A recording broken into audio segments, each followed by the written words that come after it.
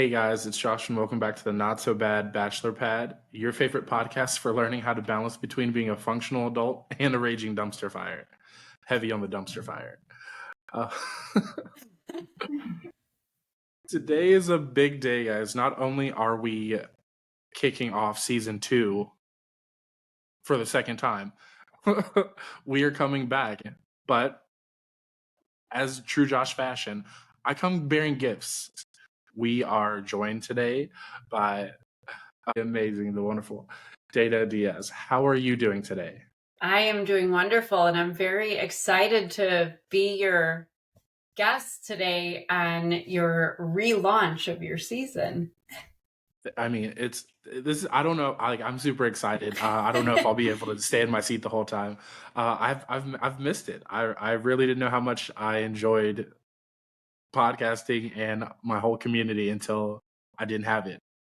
Exactly, and we're going to give them a good show today. We're going to talk about narcissism and dating and relationships because there's no better dumpster fire than one with a narcissist in it. I could not agree more. As a borderline narcissist myself at times, just borderline. We realize it and we keep it in check and we try to walk back. But what do they say? The first step to getting over a problem is to admit that you have a problem. Exactly. And I am here to assure you, though, as the unfortunate expert on narcissism and narcissistic abuse, many people have narcissistic qualities, but that doesn't mean that you may not even be a borderline narcissist like you think you are. I always tell people it's kind of like when you go to the doctor, it's like the middle of December and you're like, oh, I have a sore throat and I have sniffles and this and that. It could be the flu. It could be strep throat. Who knows? So just because you have certain, characteristics doesn't mean it's narcissism, even if those are, let's call them symptoms of narcissism. They could just be part of who you are. Because, one of the interesting things that I discovered in all my years of having to experience it involuntarily is that a lot of times survivors of child abuse, like myself, will exhibit characteristics of narcissism, such as like controlling. I've been told many times in my life that I'm bossy, or why do you have to control this or decide that? Like, does it really matter which package of beef my husband pulls out of the freezer to make a meatloaf? No, it doesn't. It's so dumb to even worry about it. But I'll be like, use that one, not that one, because in my mind, controlling a situation makes me feel safe. I don't like surprise, anything like that. So there is psychological reasoning that, it doesn't mean I'm a narcissist, but whatever it is about you that you think is narcissistic, as long as you're not hurting anyone with it, you're okay. Because the reality of narcissism is that there are narcissists that, even people that I love and very much, who are actually narcissists, aren't bothering anyone with it. They look as good as they think they look. Like, I enjoy looking at them too. I would take pictures of myself that much if I looked like that. Like, I get it. I need some of that healthy self-esteem. But the narcissists that we'll talk about tonight are the ones that we call malignant narcissists. They're the ones that are gaslighting you, manipulating you. Sometimes in my situation, unfortunately, there was, domestic violence. Sometimes they're physically, verbally abusive. They abuse you financially, legally. It's just a mess. They will use anything and everything they can to basically force you to submit to them and trap you in the situation where they can get whatever it is they're using you for. That's something I feel like that is really glossed over in dating in general, or just any relationship. Is sometimes we don't know how to recognize this behavior, A, and B, we don't think that we're being used or manipulated in any way. Right. And that's exactly true. And, with narcissists, I've often said, like I wrote my book about my 25-year relationship with a narcissist that obviously didn't go well. Otherwise, I wouldn't have a book. But from where we started, which wasn't really good, but from point A to point B, I looked back and I'm like, how did we get here? Like, how did it get that bad? How did it get Right. from, okay, like, we don't have the best relationship. It's kind of dysfunctional. It was definitely a love hate, and there was a lot of push and pull to at the end. I mean, he literally wanted me dead. He even put it in an email, and we had a witness in court after a gun situation that said that he admitted to them that he was planning to kill me. And it's like, how do you get from here to there? Now, this is extreme. Not all narcissists are out to kill anybody. I was like, am I will watching like some say- Bravo TV right now? I was like, what? It's like true crime, but it is. You know what the scary thing is, though, is that these malignant narcissists, as we call them, they say that half the percent of the population, which is about 1 in every 200 people, these are the malignant narcissists, and over 20% of the prison population in the U.S. are identified as malignant narcissists. So they are dangerous. They are capable because they have no remorse and they have no sense of, thinking that rules apply to them. They actually think they are not just superior to everybody, but they also feel that they are above the law and above, being untouchable, constrained. Exactly. So yeah. It is scary. Some of them are unpredictable and will go to those lengths, but, regardless of the extreme to which, hopefully not everybody experiences narcissism to that degree, but it is very insidious because it starts as just little things. Like, for example, in the beginning, I was a nice church going girl, and here was this young man that I met. I didn't know what a narcissist was, but, in the beginning it was, oh, do you have to go to church today? Oh, why don't you just stay and cuddle? It's cold out. We can hang out and watch movies. And, it sounds nice, right? It just sounds like somebody that wants to cuddle all day. And like, who doesn't want to Netflix and chill? Like, don't we all? That sounds a lot better than getting all my clothes on and my makeup and my hair and going and sitting in a pew and crossing myself and hurting my knees and all that. So, okay.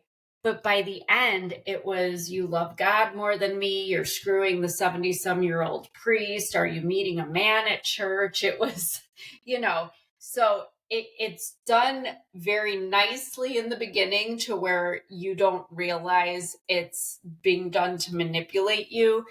Right. But in the end, looking back, assuming you get out of it, you're realizing that all these little things, just like with friends and family, they want to isolate you.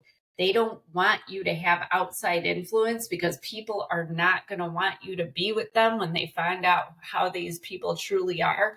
Right. So it's, oh, do we have to go to your family for Christmas? Why don't we go here? Why don't we have our own? Or, always trying to be in control of the situation. With that friend again. Yeah, like they make you, but as time goes on, then it gets worse and worse and worse. And, like people say, oh, well, I would never, let somebody control me and this and that. Well, believe me, I'm half Puerto Rican and I'm Italian and German, man. I am feisty.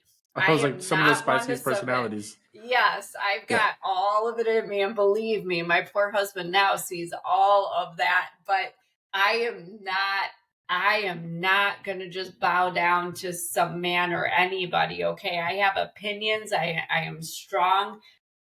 But boy, in that situation, in that he wore me down because everything was a fight. I need to go to Dollar General to get cat food. Well, how come you were gone for an hour? Were you screwing somebody? What took so long? The line couldn't have been that long. It was just like, oh my gosh, like you just can't fight about everything. So you're not necessarily, I wouldn't call it submission, but you become don't complacent. Have those friends. And I stopped going to church. It was just like, I needed some peace and sanity. And then when we had a son together, I needed to do it for my son just to keep things at bay. A happy and safe household. Yeah, I completely understand exactly. That. I mean, it wasn't safe and it wasn't happy, but it was at least not always on the high end of that hostility and the tension that we were always feeling. Yeah. Would you say, because you were talking about how this started as little things and then it became this whole big production, it became very intense.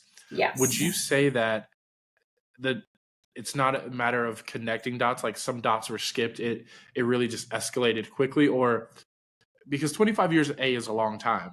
Yes. So but you know, I that might be longer than some of my listeners, to be honest, but it's good to start earlier, like recognizing and being aware, both for the men and women listening right now, because this isn't just necessarily a behavior solely for men. And I 100% believe there are some women narcissists as well.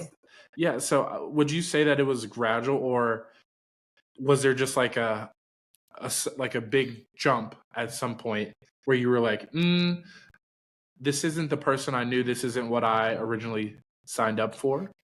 It was both of those together, and I know that makes no sense. So the first time I ever met this man, let me just say this, he immediately rubbed me wrong. He reminded me immediately of my abusive stepfather. And I thought the aloof, he was aloof, he was arrogant. I could tell he felt a certain sense of entitlement. I was like, nope, I know this personality, not playing that game, no sir. Right. But the problem is that my psyche was such that, I was 18, 19 years old. I had just gotten out of my abusive childhood home.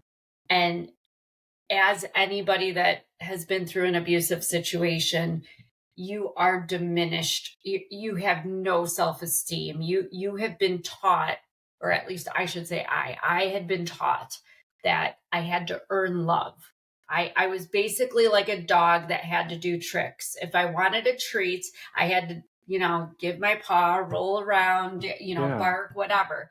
And let's just say it, because I'm just going to say what it is. Looking back, I was desperate. He was the only person that showed any kind of interest in me. So even though I couldn't stand him, I turned into my mother. My mother with my stepfather was always looking the other way. Like she would pretend she didn't see these things. Or she would tell me all the time, well, he only mistreats you to the same extent that he loves you, which was basically telling me that pain came with love. Like if somebody loves you, they're going to treat you like crap.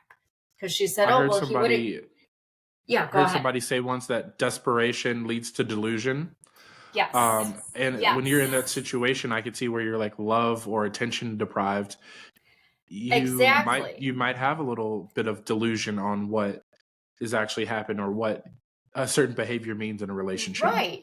And so the thing was that I agree with that, but I wasn't delusional. I saw it for what it was. So like 3 weeks into whatever we were, I remember there was an incident where he had a very angry outburst over a CD, a compact disc. They were those round things that played music back. I was like, now, if y'all are listening and y'all don't know what a CD is, just for that fact alone, you should give this episode a thumbs up, because this is now a history lesson for you. Okay, and what good culture and what good music was. Because Mama Hen is here to teach y'all everything. So he whipped this thing across the room, and I mean, it was because I had bought a CD that he had already bought.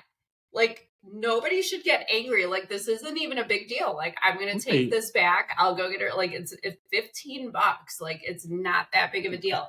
But he had this angry outburst. And so I saw it for what it was. I was like, oh, heck no. I lived in a house like this growing up where no, I'm not doing it. I am not doing this. I'm out. I walked away. I would have been fine if I never saw this man again. But he kept coming back. I'm sorry. And he's caressing my cheek and all this. And I thought, okay, honestly, like we all have days. I mean, there was a day last week that I was like, oh, like I'm telling people, like, I don't even like me today, like, stay away. Right, Like, right, right, we right. have our moments, right? Like, Yeah. nobody's perfect. So I thought that might be what it was. Maybe he had a bad day. I just rubbed him, whatever. We all have those moments. But then it repeated. So I wasn't delusional, but over time, I think because time had passed and I was invested, I I hate to say I tolerated it Yeah. because there's always other things when you're in a relationship. I loved his parents. I think I fell in love with I them know more than that. him, honestly, because I Yeah. didn't have parents that I was close with like that. And, he had a sister and we started getting along and went to Vegas, had a great time. Like it was all these other things that it wasn't necessarily him, but not having him in my life meant I didn't have these other things. And Right. I guess Yeah. in my young, naive mind, I thought, oh, I'll never have these things again. But as far as the relationship itself, I think we do learn to tolerate, excuse, or enable even when we don't want to because of whatever reasons, whatever we're in this relationship, whatever's keeping us there. Keeping it. Yeah. Yeah, we feel like it's associated with that person. Now, while we were talking about how there were so many benefits that kept you here that you were missing that you liked early on, which kept you in this situation. Hmm. I think it's a good time for us to. What are some indicators? What are some potential red flags that we should be weary of that we might be in a relationship with a narcissist? Absolutely. You know, they will, the control is really the big thing with them. But they want to control everything. They want to control who you hang out with, who your friends are, who even what family they will allow you to see and to talk to.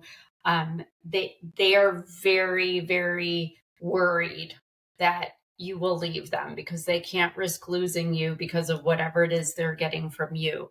So they are very careful about who you're around. Even if there's a coworker, they'll suddenly, that they think will influence you against How them. you think? Yeah. They will want you to get another job. They will sometimes even there's a lot of financial abuse, and that's usually how women get the men, where they either make you work too much to pay for their lifestyle, or like in my situation, he just quit his job eventually and said, I'm not working anymore. And I had to work like Yeah. 7 days a week, 12 hours a day, and hustle just to make ends meet. And he had no concern for our finances. So, there's all these things, because there's other indicators of narcissism, but the power and control is the main thing. But what I will say is that just because they're narcissists, like I told you in the beginning, it doesn't necessarily mean they're bad. The ones that we worry about are the ones that abuse you. So, as far as the big red flags, it's anytime there's verbal abuse, if they are insulting you, demeaning you, insulting your friends, your family, that's a big Yeah. deal. That's a deal breaker. If they are trying to control anything about your life, where you work, where you go, what you do, in my case, it got so bad. He didn't want me on the internet. I wasn't allowed to talk on the phone. I couldn't wear that lipstick. He didn't want me wearing that, going here. I mean, when they're trying to control every aspect, like everything down to what you eat. And I mean, my ex even would ask me a question, and then immediately after he asked me a question, tell me, you are supposed to respond by saying, so Right. he was then dictating what I was supposed to say to him, like, then have the conversation with yourself. So when somebody is controlling you with all these rules, whether they're spoken or unspoken, and in my case, they were even written sometimes as to what Wow. was expected of me. Oh yeah, that it was a fun relationship. Um, that's a big problem, because Yeah. you want to be with somebody where you are free to be who you are, even on those really bad days where we're like, not feeling myself, so you might want to keep your distance. Right. Somebody who loves you and accepts you for who you are is going to be like, yeah, I don't like you either, but not today at least, but I still love you. I'm Love still you. here. Right. Yeah. And that's cool. That's what you want to be with. Now, But when yeah, because somebody's trying to change who you are, or restrict you, or confine you, or put you in this little box where you have to follow rules, big problem. right. I was like, that almost seems like to me like they're trying to create a new identity more than just controlling your Yes. identity. They're trying to create, overwrite your identity, which is absurd to me. It is, but that's one of the common traits of narcissism, and the victims of narcissism lose themselves. That's Right. a common consequence, unfortunately, of narcissistic abuse, is that victims lose their sense of self and who they even are. They don't even know who they are by the end of it. Now, would you say that over the years, well, okay, before I ask this question, I was curious about this. Uh, Now, like I said, we talked about 25 years with this, with your Yes. ex. At what point did you have your son? Was it like how long 3 have you years guys? into our marriage. We were together 8 years. But the irony is, in true narcissistic fashion, he never wanted kids. I didn't think I Take the did attention either. away. Right, because it was taking the attention away. I didn't think I wanted kids either, because I mean, we'd obviously discussed this before getting married. My reasoning was because I was terrified because of the way I grew up, with a neglectful and emotionally detached mother and an abusive Mhm. stepfather. They always say you turn into your parents. And I was like, there's no way I'm going to put another human being through that. Plus, I was never one of those little girls that like played house and wanted to have like 10 babies and all that. Right. Like, one was good, two Yeah. maybe, but like I'm good. Like, so I was okay with him not wanting to have kids, but then I decided I wanted to have a kid. And that was a big problem when I would say when my son was born, that was 3 years into our marriage. That was pretty much the end of it. And it's sad to say. And yes, we stayed together for 16, 17 years beyond that, but Yeah, got him out like he's an adult now. Yeah. Were there any tips or tricks that kind of helped you survive that relationship? Something that you learned to make him maybe less volatile? No, but it was volatile. Right. It honestly was. Unfortunately, to keep the peace, I had to, do the walking on eggshells, and I had to accommodate basically all his little rules and his expectations of me. But what I had to be careful of was not losing myself, like we talked about. Right.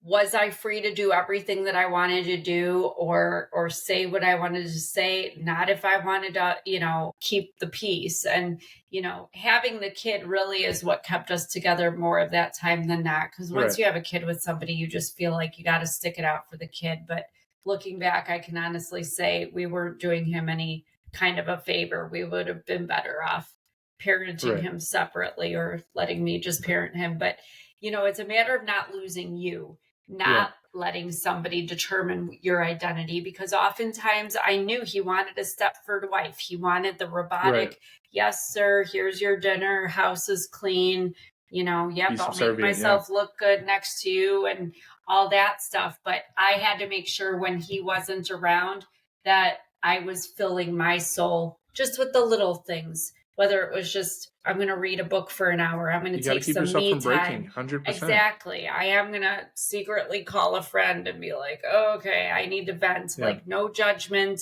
Don't sit here and tell me to leave, because I'm not going to. I can't just walk away with the kid, but let me just vent and get it out and tell me you understand and that you love me and it'll be okay. Like, but it's just a matter of taking care of you. And honestly, whether he liked it or not, I went to church because that was my safe place. That was your the solace, place where, exactly, where I could pray and I could be around people who thought very well of me and who I just felt safe with physically, emotionally, in every way possible. So, you know, take care of you. I don't judge people for staying in those situations. I mean, even my mother, we have no relationship and she's still married to her narcissist husband, but that's her choice, Right.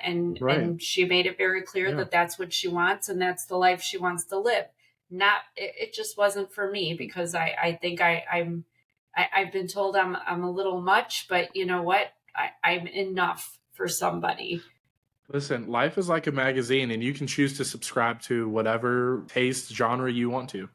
That's what I think. Exactly. I can only imagine that at the time it was the farthest thing from your mind, but once you got out of that situation, all of that was probably experience and fuel that drove you to write Gasping for Air. Yeah, you know, the irony was I had gone to college and I had a bachelor's degree in journalism and I had minored in psychology. I had always known that I wanted to help people in some way. I just thought I wanted to help like children that had been abused and, Right. you know, somehow work with them or help them. But the irony was is that after I graduated with that degree, my ex was there was no way. He moved me 90 miles outside of the city in some podunk town. He got me set up with his friend's wife cleaning houses, and he did not want me writing at all. I even said, well, why can't I apply at the local paper, even if it's covering like town meetings or something? Nope, no writing. He didn't even like me reading books. Like I said, no internet. I didn't even have a smartphone until I got out of that marriage 3 years ago. I didn't have my first smartphone until 2020. So I know it's So ridiculous. this is That's still how fair. This is like recent. this is. I, Yes, I'm like an animal that's been caged and now I'm like out in the wild experiencing the world for the first time. But that it's opens up so many amazing. more questions for me. Like that was genuine on my face. I'm learning so much right now. Right, but S- I'm glad about the writing because that was the thing is that one of the first things I said to myself when I got out was, what do I want? Because I was never allowed what I want. I couldn't even eat what I yeah, wanted. So I was like, I want to write. And that's what I always wanted to do. And I had yeah, kept a notebook of all the things that were happening because I knew nobody would believe me because out in the world, people think he's great and he's humble and charming and do anything for everybody. But I was worried at the point where I knew he wanted me dead. And there yeah, were some yeah. attempts that I thought, okay, if something happens, I need to have some record of what's going on in this house so that Right, somebody will find it and know that it was him because I was sure he'd make it look like an accident or, right. you know, something. So that's actually what ended up being the book was I elaborated on those stories and kind of told the, you know, the whole thing. And that's something that'll live forever, and he can't get rid of. And I'm pretty sure you didn't name any names, but hopefully the right people are being exposed and maybe reading that book so that They are. he or anybody else isn't having to live through what you lived through for all those years.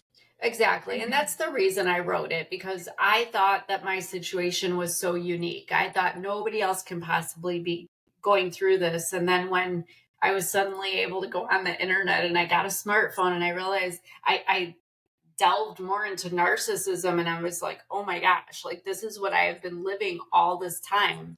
I was raised by one. I spent 25 years with one. So my book is actually, I don't like to say it's done well, but because it makes me sad that so many people can Right. relate to That it. so But many I have people. had so many people come to book signings or email me or message me on social media to say, I read your book and because of that, I've had the strength to leave, or I'm getting ready. I'm making my plan to get out. And, you know, I'm not, like I said, I'm not sitting here proposing that everybody leave their situations. For some people, it might be safer to stay. Some people can't get out without their kids, and I would never leave my son, and that's part of what held me there too. So I get that, but I just want people to know that there's another side of it, and also to know that you can get sick, because it's not just talk the about nobility. that for a bit, and this is one of the biggest reasons I wrote the book, was to warn people. They say stress can kill you. I've heard it a million times. Well, by the end of 2018, actually, it was probably the last really big fight we had, when I just decided, like, that was it. I'm done. And the next morning after this fight,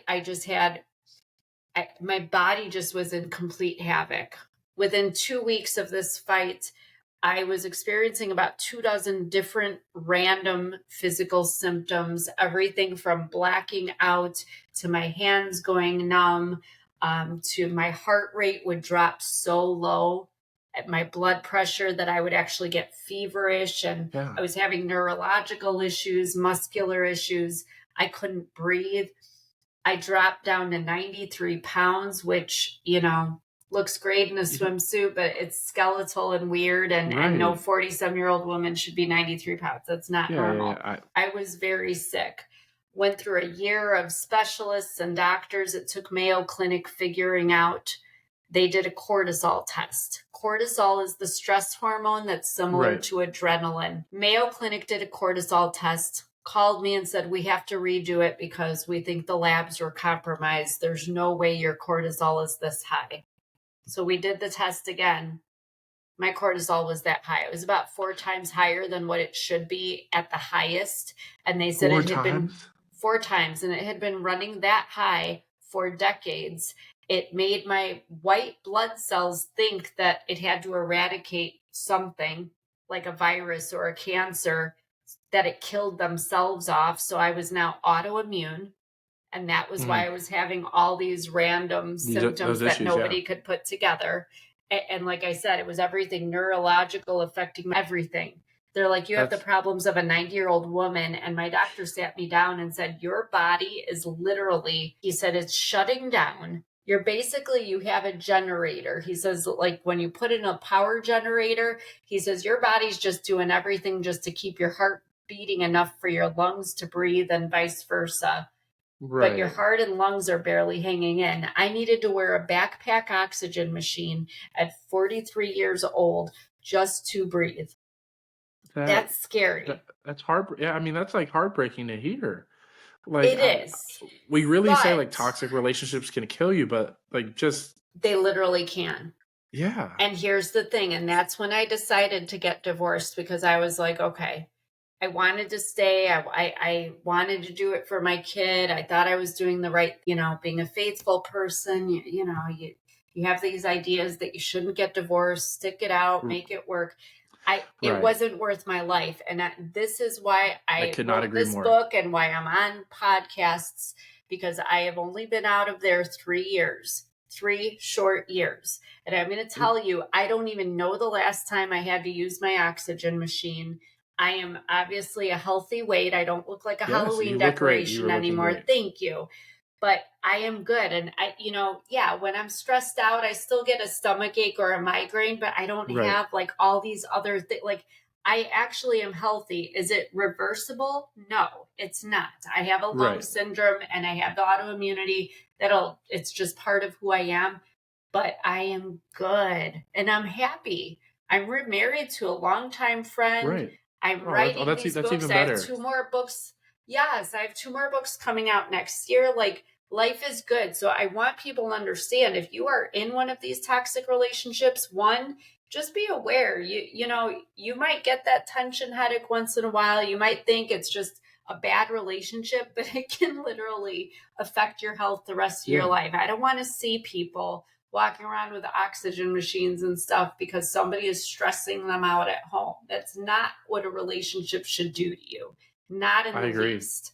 So it is something people should heed the warning. Before we keep on talking about the dangers and the destruction that a narcissist will cause, not can cause. They're doing this to people, yourself, and who knows how many others. Right. I want to take a little break and kind of take this time and help the audience kind of connect back with us, maybe on a lighter note. Yeah, just generally on a slightly lighter note. And this is something I know, guys, if you are a returning listener, that I normally do at the end of the show, but new season, new format, quickie questions, so to speak. All right. And there's just a few questions that I like to ask because as we're hearing your story, we are learning a genuine amount about you, but there's still more. There's more to you than just your trauma. We all know that. Absolutely. And thank you for saying that, because I always say I don't want people to identify as their trauma or their victim status. We are all whole people with all kinds of things inside of us. So huge range of emotions and experiences too. So yeah, absolutely. Let's do this. That might be a tagline. That's definitely going to be a tagline I use somewhere in this episode. I guarantee it. Some of these are new. Some are tried and true, but they all are entertaining to me. So we're going to do them. The first one we've kind of already talked about. I always like to ask, because you're in a new relationship now. Yes. So before I ask that question, how long after you left your marriage did you start seeing your friend, now husband? Okay. See, now you're making me look bad with this. Listen. Okay, so I'm gonna backpedal, because it doesn't matter what you say, I'm still gonna backpedal before I answer that. My marriage was over in 2005. My husband knew it and I knew it. 5 years into our marriage. We did not divorce until 2020 for a lot of reasons, mainly our son. But 15 years, we didn't even sleep in the same bed. I was sleeping in the basement on the couch or in the guest bedroom. And I mean, we were basically just roommates living different lives. And that is significant, because just because somebody 100%. Is legally married does not mean that they have the relationship. So I will say that. I'll co-sign that right now. 100%. Yeah. I did not start seeing my now husband I knew him because I was friends with his sister-in-law for 16 years. I knew most of his family actually for that length of time. You have to remember it's a small town. Yeah. So I did not start seeing him though as a romantic situation until it was about probably 6 to 8 weeks after my ex moved out of our house. We were not divorced yet, but he was moved out of the house. Right. So to me, I'm breaking my own rules.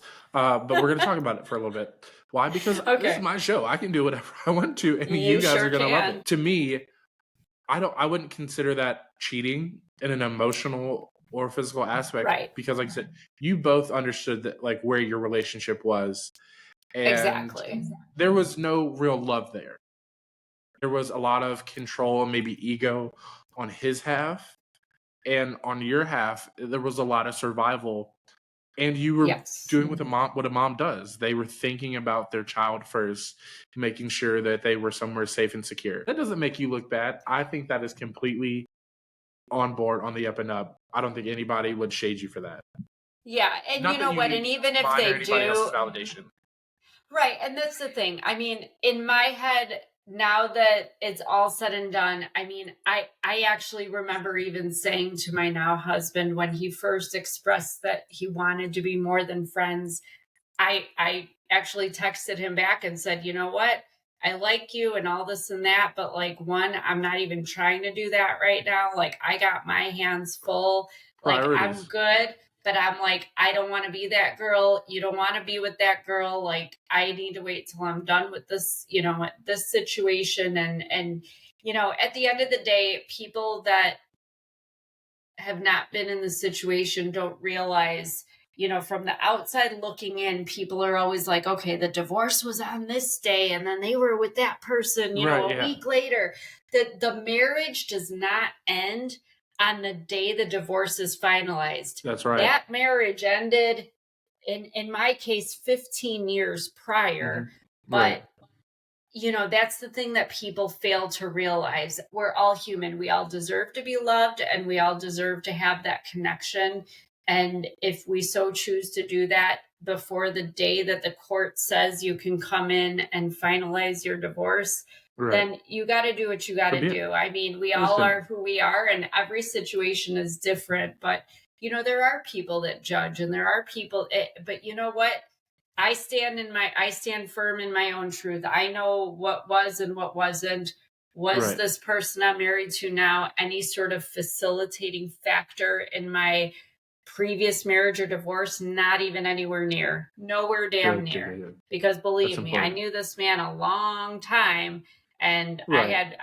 I could have probably had earlier opportunity, but that wasn't anything either one of us was willing to take on. It was just more Right. one of those, like, he expressed it, I was aware of it, didn't want it, I was good. I thought I was going to run away and never be with a man again. I didn't need to be. I didn't want to Right. be. But then I'm like, you know what? Why? Why am I going to do that Listen, to myself? Even his dad enjoy was it. like, Eat you're it not up. going to go be alone at 45 years old. Just Right. go get yourself some love. And I was like, you know what? Right. Go Why ahead. not? Even if it's not forever, we can all have some fun, right? We're all entitled to that. I couldn't say it better myself. I was like, I don't need any of these backseat detectives trying to piece together my relationship. Exactly. I was like, I'm gonna give me some love on my own schedule, on my own journey. Anybody else? Exactly. Case closed. What now you said this is your 81st podcast that you've guest on. Yes. So I imagine a lot of your audience has probably heard some similar things over and over again. Let's break that up. Now you have to dig deep about this, because one thing we like to do on the show, we're raw, we're honest, and we're genuine. Yes. What is a fact that you think that people would be surprised to learn about you at this stage? Like I said, you're an author, you are an ex-wife, you're an amazing podcast guest.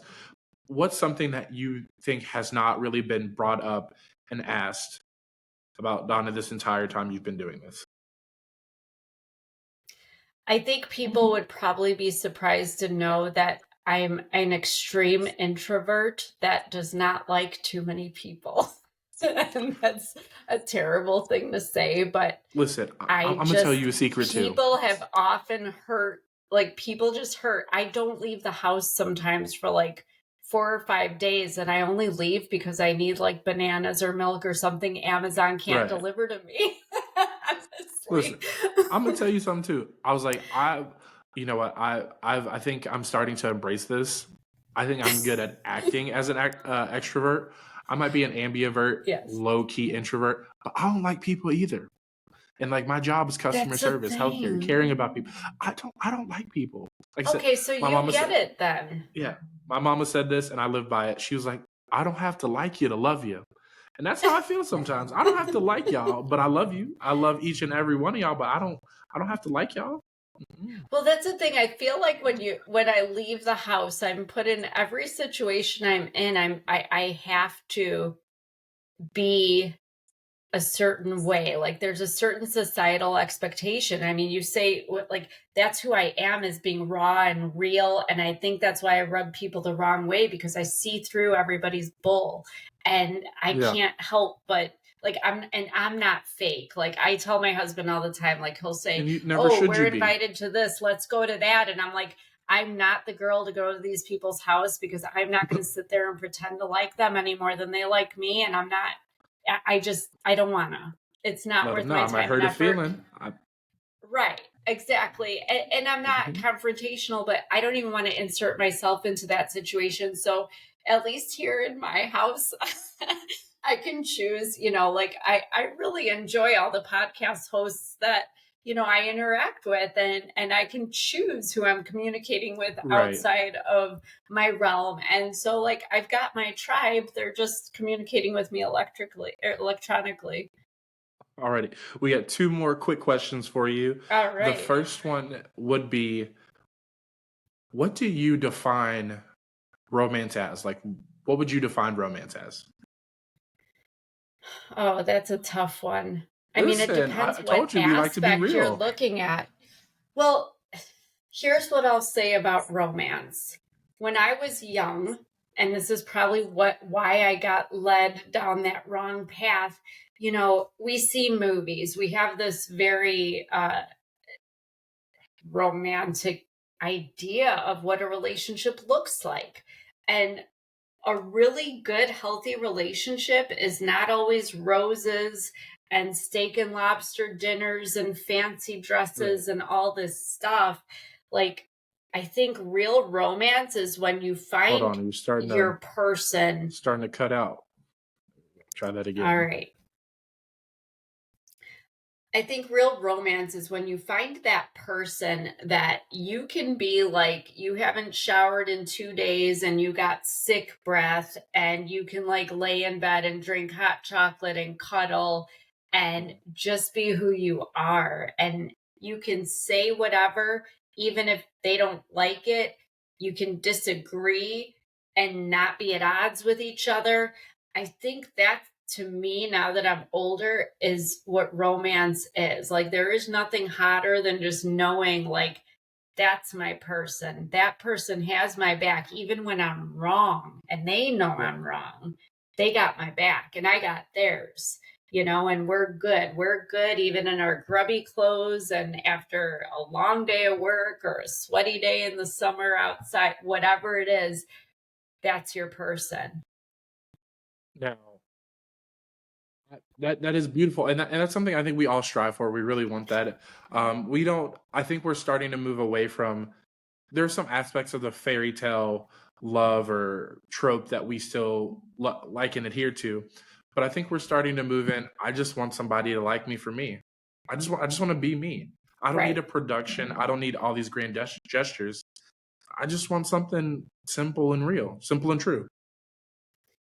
Exactly. And that is why I always advise people. I have told this to my son. I told this to my stepson, anybody that asks about dating, or even if they don't ask, I tell them this, you know, when you're out in the world, doesn't matter in what, whether it's at work, a social situation, whatever, you know, you meet those people that you just click with. You're like, Right. wow, yeah, I can finish. You can finish their sentences. They agree with, like, Yep. you're like-minded.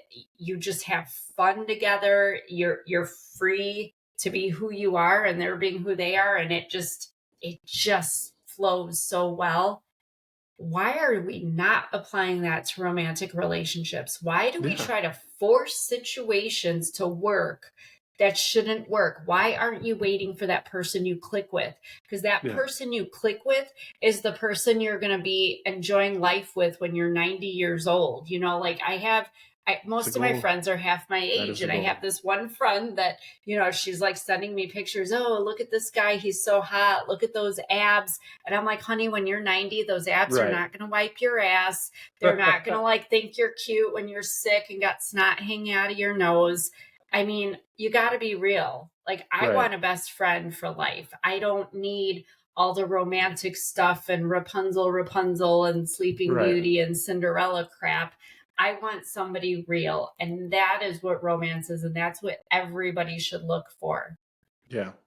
And I think this last question is actually probably the perfect question to segue us back into the episode, back into what we were talking about. What is something that, how do I ask this? What's one thing that you think that you could, what's one, oh, wow, English was hard. What's one thing that, listen, for it to be my first language, I struggle a lot. That's crazy. But what is one thing that you think you could improve on to become a better partner? I think it's not just for me personally. I think this is for everybody. I think being self aware enough to be responsible about the things that you do that really bother your partner. And I'm trying to say this in a general way, but when I'm thinking of myself, so obviously coming out of all these years, 40 some years of abuse, I've got a lot of anxiety. I've had triggers I've had to deal with, the CPTSD. Sometimes I will react to something, here I was judging my ex for reacting over a a compact disc, but there are things that kind of trigger me back to the past where I overreact or get over emotional, and I have had to learn to regulate myself and Mm-hmm. regulate my emotions and bring myself back to the present so that my husband now isn't paying the price for the last guy. Yeah. You know what I'm saying? Which is something So that's I big. We do hold that. Exactly. So I think that's kind of where I'm going with this, is like, be aware of how those people in your past have affected you, because it's not fair. Just like, I've even caught myself a few times telling my husband, like, dude, you're talking to the wrong lady. I'm not your ex-wife. That sounds like some issue you had with Yeah. her, but that ain't this girl. That is not a problem with me. You So, gotta but I let them do the know same with sometimes. Yeah. him. Right. But I have to Mm-hmm. be aware too. There are times I have to stop myself and say, like, okay, that was the other guy. Like, that's in the Yeah. He's not past. him. That Yeah. ain't happening here. Like, Yep. we're cool, and like kind of check myself. And I think if we do that, we can have that, better communication between each other, but also better relationships all around, because nobody should have to pay the price for what somebody else did to you. Now, do you think that this is like a twofer? We live in such a digital age now. Dating has changed from the time that you've entered, from the time that I've entered Yes. it. Do you think it's easier for some of this narcissistic behavior to be overlooked at first because there's a lot of swiping or frequent there we do so much Oh, online now, so that yes. they have so much time. I feel like, because we were talking about earlier, they're really manipulative and controlling. They have so much more time now to craft responses and create the perfect persona or identity. Do you Exactly. think that that's becoming more of an issue? Or Absolutely. I would never want to be a millennial or anybody, whatever generation is out there looking for love right now. God help y'all, because honestly, I have even seen, and we've all seen it, where somebody's like, oh, what should I say to this person while they're texting or typing a message on some kind of dating app, and it's like, if you're face to face with somebody, like how we had to do back in our, the dinosaur ages when I was out there, like, you had to be in front of the person, like what you got from them on the phone or in person was the real deal. I mean, could they fake right. it? Yeah. Could they mimic or rehearse or whatever? Yes. But now sometimes you don't even know. I've even heard of, like, people will be like, oh, well, so and so took my phone and responded to that or sent them. I even know somebody who put somebody else on a dating app I and was responding to all the people trying to get Yeah, him hooked up. And I'm like, oh my gosh, like, how I could you? have seen that. I would I've been a be. part of that before. Yeah. So you've been a part of that. That's awful, Yeah. because if I'm on there, I want to know that I'm actually communicating and dealing with the person, not something that was created. Because I'll say this, I mean, even I struggle sometimes even with I call my author personality like my Mm-hmm. alternate personality, because I'm regular Dana, and then I have Dana the author. Right. And it cracks me up that even people that know me see the stuff on my author social media, or all these pictures that were Oh, I have professionally definitely done. had that happen a I'm time or two. Yeah. supposed to be real and authentic and raw, because that is who I am. People Mm-hmm. that know me well, that's basically who I am. That's my personality. And my most, I guess, charming trait is my authenticity. But then it's like, okay, but to be raw, real, and authentic, I need 2.5 hours of makeup and hair and a 6-hour photo shoot that now I don't even look like myself. And That's I'm what I'm like, saying. hold That's what I'm on saying. here. Yeah. You're like, Well, what people think I am and who I am right. might be a At little least different. at least when me and my friends collectively did this, we did include in the bio, like, hey, our friend doesn't always put the best foot forward, so we're helping him out, or we're trying to get him Oh, back out there. I was like, okay. I'll give no, you credit for the honesty, but yeah, that's I was like, still we're not just doing cool. screener. We're just screeners, okay? It's like American Idol. I was like, it's just the first round. We're just I screening know, applicants. but here's the thing.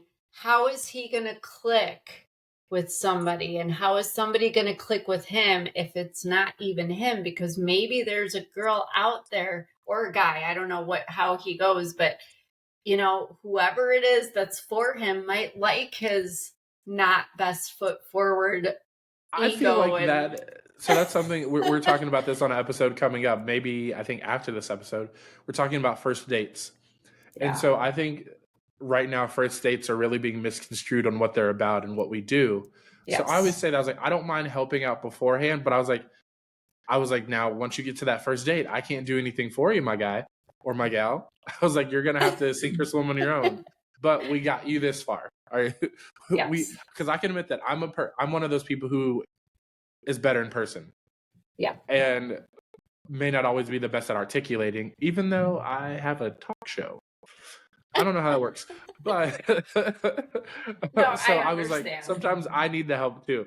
So I don't mind it, but like definitely when it comes to be showtime and it's me and the other person right across from each other doing whatever we're doing, and I craft the date myself.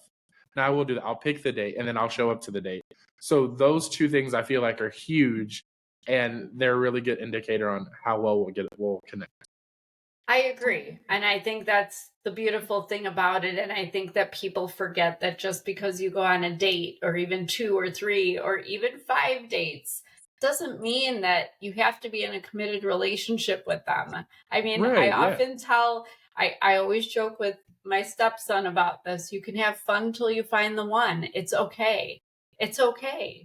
And be Yeah. picky. Yeah. I don't want anybody to end up like me and like my now husband that we got married. We thought we had to get married when we were like in our early 20s, and we did. And then 20 years later, we got divorced just like we knew we would, because when we got married, we knew.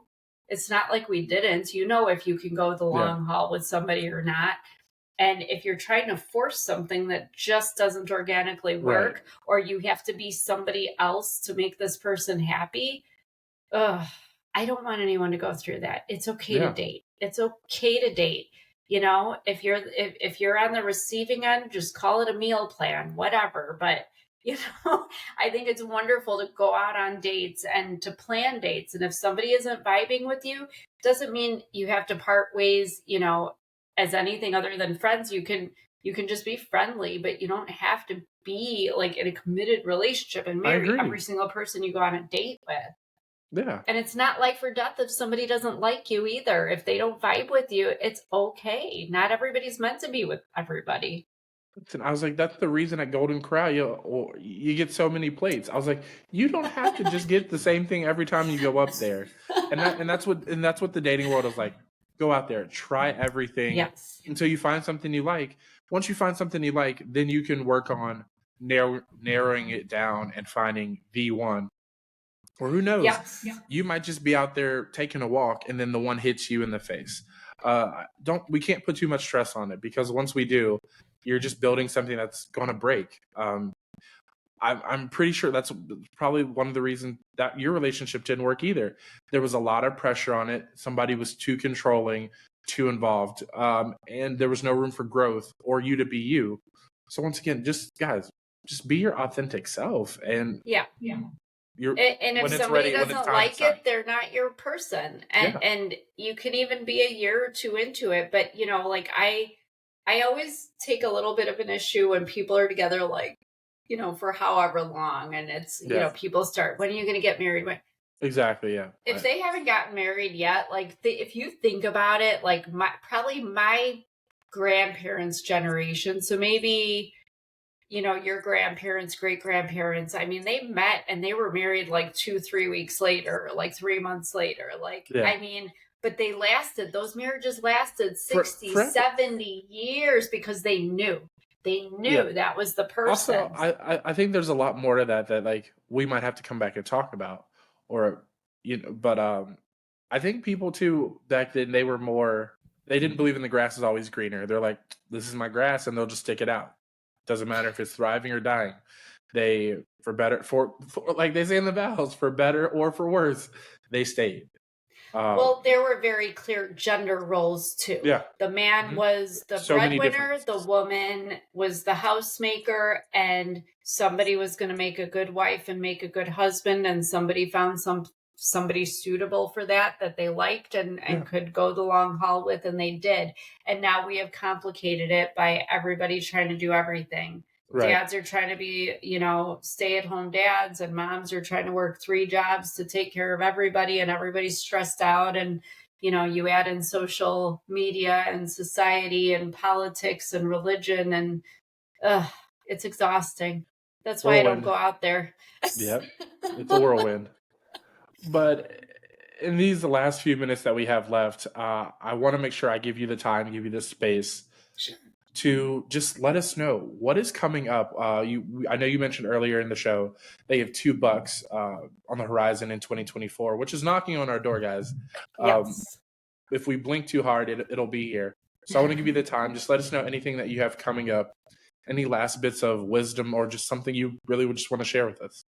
Yeah, absolutely. I mean, of course, if anyone wants to read my book, it's called Gasping for Air, The Stranglehold of Narcissistic Abuse. And, anybody who's been in a toxic relationship could probably relate, but it's a good read. Like, even if you just read it as just a fiction book about a really crazy roller coaster ride of a relationship, everybody says it's a page turner. I always refer people to my website, danasdiaz.com. I do have a quiz on there. If you think you're in a relationship with a narcissist, you can take a quiz to find out. And I also have my links to social media, Facebook and Instagram on there. But yeah, keep up on me. I have the 2 books coming out. One is about my childhood and that situation, being raised by an abusive narcissist. And then the sequel is just basically about another narcissist, but more in a friend relationship, somebody who basically tried to sabotage my life completely and my marriage now, and how we rose above it and how we came out of it on top. So my basic message to people is just always just be true to who you are. I think we try to find so much validation, especially these days with social media. People are so concerned with likes and friends and followers, and who cares? Be who you are. Be who you really are, because your real people, your tribe, are the people that love you for you. They nothing else matters than that in life. When it all is said and done, the people you're good to and that are good to you, those are your people. Those are the ones you should stick with. And go live your life, do what you got to do, but just don't try to force anything that isn't natural. Well, I just want to say thank you once again for coming out, for opening up this season in such a beautiful and honest way. Like you shared a lot with us personally, and you gave us a lot of good signs to look out for, and just things to think about when we are even thinking about starting a relationship. So for that, once again, I want to say thank you. Thank you to you guys for tuning in to another episode of Thank you guys for tuning into another episode of the Not So Bad Bachelor Pad. We're back, guys. We're going into 2024 strong. This year, we're going to let go of toxicity, and we're going to create healthy boundaries in relationships so that we can have our simple and sweet endings, okay? You guys know the drill. I will see all of you beautiful bachelors and bachelorettes next Thursday for another episode. Until then, just keep being beautiful to each other, to yourselves, and everybody in between.